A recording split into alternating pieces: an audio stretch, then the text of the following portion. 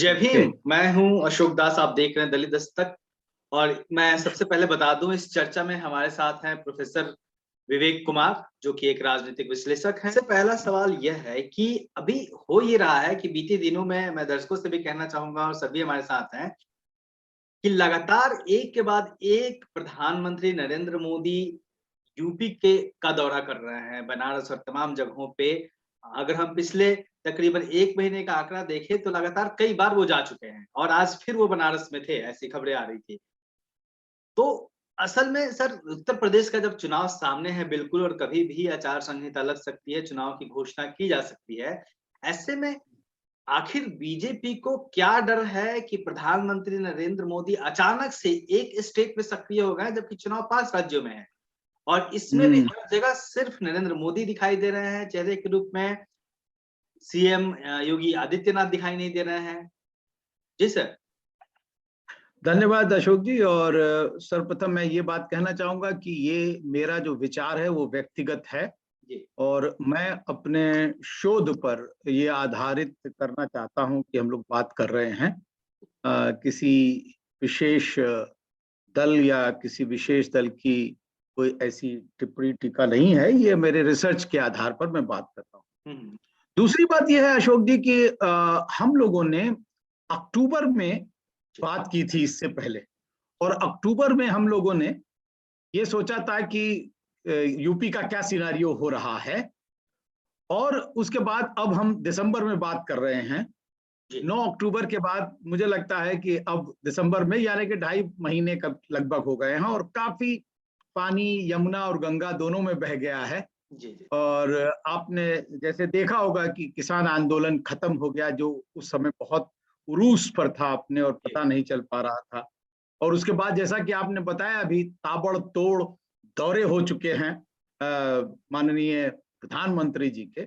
तो ये कहीं ना कहीं किसी बात को इंगित करता है, और इसलिए मुझे लगता है बहुत बहुत धन्यवाद कि आपने उत्तर प्रदेश के राजनीतिक फलक की ये जो एनालिसिस है उस पर ये चर्चा रखी है। जी। तो मैं सबसे पहले ये बात बताना चाहूंगा कि उत्तर प्रदेश की राजनीति को हम लोग इंटेलेक्चुअल लेवल पर स्प्लिट पॉलिटिक्स कहते थे। अर्थात ये जो राज्य स्तर पर है वो दूसरी तरह वोट करता है, और जब राष्ट्रीय इलेक्शन आते हैं तो वो दूसरी तरह वोट करता है। लेकिन हुआ ये कि प्रधानमंत्री जी के व्यक्तित्व के कारण उत्तर प्रदेश भी यूनिलीनियर पॉलिटिक्स की तरफ, यानी कि एकांगी हो गया। उसमें जो स्टेट स्तर की और राज्य स्तर की और राष्ट्र स्तर की राजनीति में कोई फर्क नहीं बचा। और पिछले 2017 के आंदोलन में जैसे आपने देखा होगा कि भारतीय जनता पार्टी ने अपना कोई चेहरा भी आगे नहीं किया था। इसका मतलब ये हुआ कि भारतीय जनता पार्टी ने माननीय प्रधानमंत्री के चेहरे पर ही वो इलेक्शन लड़ा। तो आप इस आधार पर अब देख सकते हैं कि 2021 में जो चुनाव होने जा रहा है उसके बरक भारतीय जनता पार्टी का क्या जो हालात है या 2022 में ही इलेक्शन जो होने जा रहा है उसमें उसकी स्थिति क्या है, इसका हम लोग अवलोकन करेंगे। जी सर। और सर, इसमें जैसे आपने कहा कांगी चुनाव हो गया है, और इस बार भी जैसे पिछली बार था, इस बार भी लगातार कंफ्यूज करने की कोशिश की जा रही है। कभी मौर्य जी का नाम सामने आ रहा है, अमित शाह उनको बढ़ा रहे हैं, प्रधानमंत्री जहां दिख रहे हैं वहां सीएम बिल्कुल चेहरा नजर नहीं आ रहा है सीएम का। तो इस तरीके से कंफ्यूजन की स्थिति क्यों क्रिएट कर रही है बीजेपी? और क्या जिस तरीके से किसान आंदोलन वापस लिया गया आनन फानन में, एक एंटी इनकम्बेंसी का डर है क्या बीजेपी को बहुत ज्यादा? क्यों डरी है भाजपा इतनी? जी जी, मुझे लगता है कि पहली बार भारतीय जनता पार्टी, जिसको हम लोग एंटी इनकम्बेंसी कहते हैं, वो डबल इंजन की सरकार है, इसलिए वह डबल एंटी इनकम्बेंसी का सामना कर रही है। एक राज्य सरकार की एंटी इनकम्बेंसी, जिसमें चाहे वो लॉ एंड ऑर्डर का मामला हो, एनकाउंटर की राजनीति हो, चाहे वो हाथरस का केस हो, चाहे वो मवेशियों के आधार पर किसान जो है वो एकदम डरा हुआ सहमा हुआ, उसकी फसलें बर्बाद होती हुई दिख रही। बच्चों की चाहे बेरोजगारी हो और चाहे कोरोना की महामारी हो, यह सब स्टेट राज्य के खाते में जाता है और उससे जनता कहीं ना कहीं, मैं जो अखबार में पढ़ रहा हूं, मैं जो टेलीविजन पर सुन रहा हूं, जो लोगों से बात लखनऊ में हो रही है या दूसरे डिस्ट्रिक्ट्स में हो रही है, उस आधार पर एंटी इनकम्बेंसी बहुत अधिक है। और इसलिए जैसा कि आपने बताया कि एक तरफ दूसरा चेहरा आता है और दूसरी तरफ जो है प्रधानमंत्री का खुद का चेहरा आता है, लेकिन वर्तमान पीएम का चेहरा हावी हो गया है पूरे पिछले 1 महीने में, और सीएम योगी कहीं दिखाई नहीं दे रहे हैं। तो ये जो एंटी इनकम्बेंसी कहीं ना कहीं राज्य की है, उसको कहीं ना कहीं कम करने का या उसको पार पाने की एक जुगाड़ लग रही है। लेकिन दूसरी तरफ जो एंटी इनकम्बेंसी है अशोक जी, वो है राष्ट्र स्तर की। जो अगर किसान आंदोलन को आप देखेंगे तो वो बिल राष्ट्रीय स्तर पर राष्ट्रीय गवर्नमेंट ने पास किए थे, तो वो एंटी इनकम्बेंसी उनके खाते में है। बेरोजगारी की जो दर बढ़ी है, जिस प्रकार पलायन करके लोग आए और उसके बाद मनरेगा में जो पैसा नहीं मिल रहा है लोगों को, या महंगाई में पेट्रोल, डीजल, रसोई गैस और खाने का तेल, और यहां तक कि टमाटर 100 रुपए किलो तक बिक गया, ये जो महंगाई दर है कहीं ना कहीं ये सेंट्रल के खाते में आती है। और इसलिए ये कहना मुनासिब होगा कि भारतीय जनता पार्टी की सरकार उत्तर प्रदेश में डबल एंटी इनकम्बेंसी का सामना कर रही है। माननीय प्रधानमंत्री हो, चाहे होम मिनिस्टर हो, और चाहे भाजपा के अध्यक्ष हो, और चाहे भाजपा के 11 चीफ मिनिस्टर हो, उन्होंने दौरा किया है उत्तर प्रदेश का। इससे ये पता लगता है कि वास्तविकता में जो एंटी इनकम्बेंसी है वो कितनी अधिक। सर आप समाजशास्त्री हैं, आप राजनीतिक विश्लेषक हैं, समाचार चैनल जो रिपोर्ट पेश कर रहे हैं, हालांकि उनकी बायसनेस साफ दिखती है, क्या दिखाना है क्या नहीं दिखाना, उससे इतर जिन लोगों से आपकी बात हो रही है या फिर ग्राउंड पे जो सोशल मीडिया के लोग रिपोर्टिंग कर रहे हैं, या फिर जो अंग्रेजी के अखबार, खास तौर पे अंग्रेजी के अखबार जिस तरीके से रिपोर्ट लेके आ रहे हैं, उसके आधार पे आपका आकलन क्या कहता है उत्तर प्रदेश के चुनाव को लेकर? आपने अशोक जी जैसे इंग्लिश अखबार कहा, तो कल ही का अगर इंडियन एक्सप्रेस पढ़ें तो उसने एक राम मंदिर के आसपास के जमीन का बहुत बड़ा घोटाला निकाला है। वाला था अगले सवाल पे जी। हाँ, जिसके अंदर मतलब वो पहले जो राम मंदिर न्यास ने या ट्रस्ट ने जो जमीन खरीदी वो घोटाला नहीं था, लेकिन उसके आसपास जो बड़े बड़े ब्यूरोक्रेट्स थे, चाहे वो आईएएस हो, चाहे वो डीएम के ससुर हो या पिताजी हो या हाँ, तो बड़े बड़े ब्यूरोक्रेट्स के जो रिलेटिव्स हैं, उन्होंने जो जमीन खरीदी है वो अपने आप में एक बहुत बड़ी कहानी कहती है। और इसी प्रकार अगर आप रिजल्ट्स जिस प्रकार मध्य प्रदेश में व्यापम घोटाला हुआ था, उसी प्रकार उत्तर प्रदेश में भी आपने देखा होगा कि विश्वविद्यालय विधा में फर्जी डिग्रियों का एक बहुत बड़ा जो है मामला सामने आया था, और जिसके अंदर वर्तमान समय में कुछ लोग अभी वाइस चांसलर बने हुए हैं, उनकी भी जो बात इकट्ठा हुई। तो इस प्रकार अगर आप टोटल सिनेरियो को देखेंगे तो बहुत सारे ऐसे नकारात्मक इश्यू हैं जिस पर जनता बार बार पूछ रही है कि वास्तविकता में इसका निराकरण कैसे होगा। सर आमतौर पे जो भारतीय चुनाव होते हैं, निश्चित तौर पे हम इससे भले कितना भी इसको नकारने की कोशिश नहीं कर सकते, जाति धर्म की राजनीति आती है, लोग जाति धर्म को देखकर वोट देते हैं, पूरा इतिहास कहता है भारतीय राजनीति का, खासतौर पे पिछले दिनों में।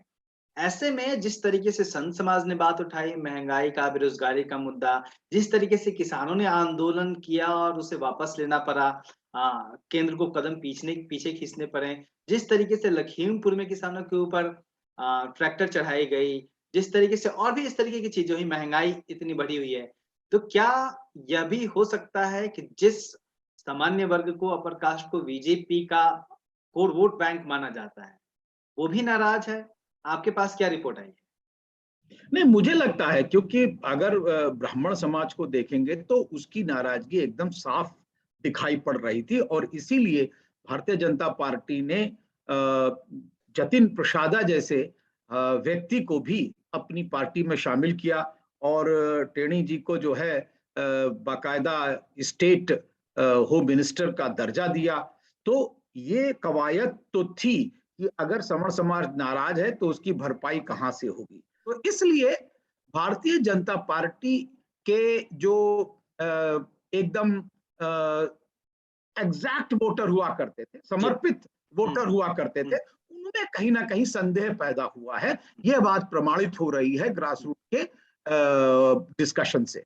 जी, और सर जो राम मंदिर का मसला सामने आया है, जमीनों की बंदरबाट का मसला सामने आया है एम चुनाव के पहले, तो इस और जो काफी एक बड़ा इशू बनता जा रहा है, इसका कितना नुकसान उठाना पड़ेगा?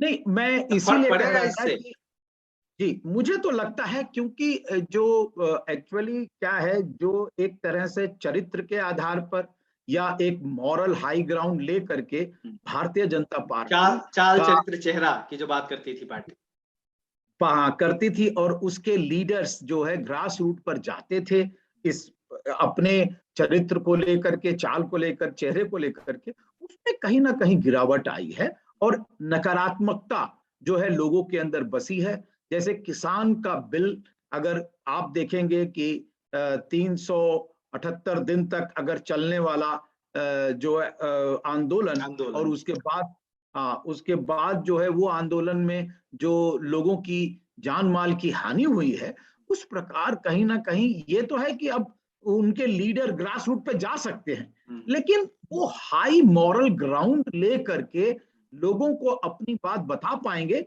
इसमें कहीं ना कहीं अभी डर लग रहा है। और ये बात इसलिए भी प्रमाणित होती है कि भारतीय जनता पार्टी का कोई भी एमपी एमएलए देखिए पत्रकारों से कोई सम्मेलन नहीं कर पा रहा। यद्यपि बहन जी की बहुत लोग बुराई कर रहे हैं कि वो नहीं निकल रही हैं, लेकिन वो लगातार प्रेस कॉन्फ्रेंस कर रही हैं जी, लेकिन और सवालों के जवाब भी दे रही हैं। भारतीय जनता पार्टी का कोई भी लीडर अगर सचमुच उसमें वो सशक्तिकरण महसूस कर रहा है और वो नैतिकता के आधार पर ज्यादा बलशाली है, तो उसको जनता के सवालों का भारतीय प्रजातंत्र के चौथे खंबे से सामना तो करना चाहिए, लेकिन वो बच रहा है। तो इसका मतलब कहीं ना कहीं उनकी नैतिकता में कमी है, और उनके जो सशक्तिकरण है उसमें भी कमी है। लेकिन जो सबसे बड़ी बात लग रही है मुझे, वो है लीडरशिप क्राइसिस। यानी कि जो पिछली बार 2017 में जब भारतीय जनता पार्टी ने चुनाव लड़ा था, उसने कोई मुखौटा आगे नहीं किया था। जी, अचानक से योगी सीएम बना दिए गए थे, योगी आ गए, तो क्या योगी जी इस समय वैधता ग्रहण किए हुए हैं, या उनके ऊपर उनकी लीडरशिप पर खुद अपने आप में प्रश्न चिन्ह लगा हुआ है? और अक्सर ये मीम आ जाते हैं या ट्वीट्स आ जाते हैं जिसके अंदर उनको ये दिखाया जाता है कि कहीं ना कहीं उनकी जो लीडरशिप है उस पर एक बड़ा भारी प्रश्न चिन्ह लगा हुआ है। जी सर, कई रिपोर्ट्स में आ रहा है कि शायद योगी को फिर कंटिन्यू ना करे बीजेपी। यही मैं कह रहा हूं कि जिस प्रकार वो टेलीविजन के कहीं कहीं फोटो अपॉर्चुनिटी पे किनारे हो जाते हैं, और उसमें जो दूसरे लीडर है वो आगे हो जाते हैं, तो कहीं ना कहीं एक प्रश्न चिन्ह या दुविधा की स्थिति, डाउटफुल जो है, डाउट जरूर क्रिएट होता है। ये मैं कहना चाह रहा था। जी, निश्चित तौर पे सर, भले ही पेड मीडिया के जरिए भारतीय जनता पार्टी कितना भी खुद को ढकने की कोशिश करे, अपनी कमियों को छिपाने की कोशिश करे, लेकिन जमीन पे जो मुद्दे हैं वो बने हुए हैं, चाहे चेहरे की बात हो या फिर चरित्र की बात हो या फिर जो महंगाई है और तमाम मुद्दों की बात हो। और निश्चित तौर पे उत्तर प्रदेश में जो 2022 का चुनाव है वो कुछ नया वहां देखने को मिल सकता है। बहुत धन्यवाद सर। कोई आखिरी टिप्पणी हो आपकी तो प्लीज। नहीं, मैं ये कहना चाह रहा था कि देखिए, जो दलित समाज है, जो पिछड़ा हुआ समाज है, जो अकलियत समाज है, जिसकी आवाज जो है मुख्य धारा के चैनलों पर नहीं सुनी जा रही है, या जो यूट्यूबर्स हैं, जो दानीश्वर नए पैदा हुए हैं, उनके ऊपर भी उनकी आवाज नहीं सुनी जाती।